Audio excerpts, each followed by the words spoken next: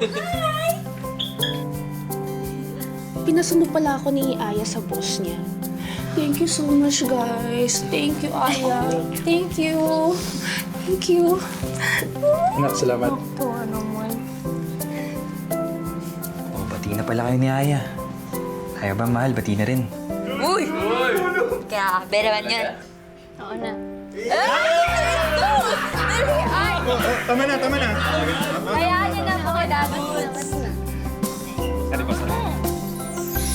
So, ayun. Buti naman tanggap mo na si Bebs para kay Dadudes.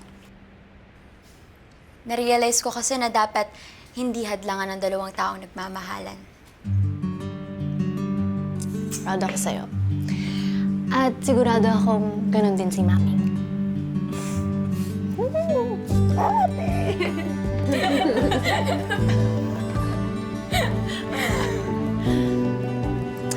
Kaya ikaw, huwag mo na pigilan kung may nagugustuhan ka na.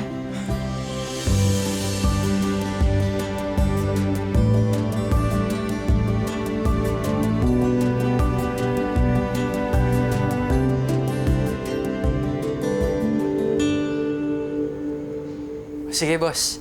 Nasa akin na yung shirt na matagal mo nang hinahanap. Oh, sige dibs mo na to, ha? Sige, thank you.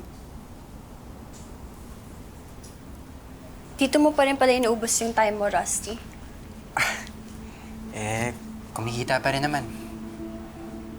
Akala ko hobby mo lang to. You know what, Liza? Para kang daddy mo kung malitin mo yung trabaho ko. Malaki kinikita ko rito. Hindi ako umaasa kay Mommy na dadala kita sa magagandang restaurant. So what do I need to do to earn your approval? Rusty, uso lang to ngayon. Bayan sa mga vintage shirts daw sa social media. Paano paglaos na? Saan ka pupulutin? Back to zero ka na ulit? Oh, di hanap ulit ng ibang racket. Hanggang kailan? Ayaw mo ba mag-build ng career? Liza, gusto kong mag-business. Gusto ko tong ginagawa ko. Kung mahal mo ako, magbabago ka. Have an ambition in life.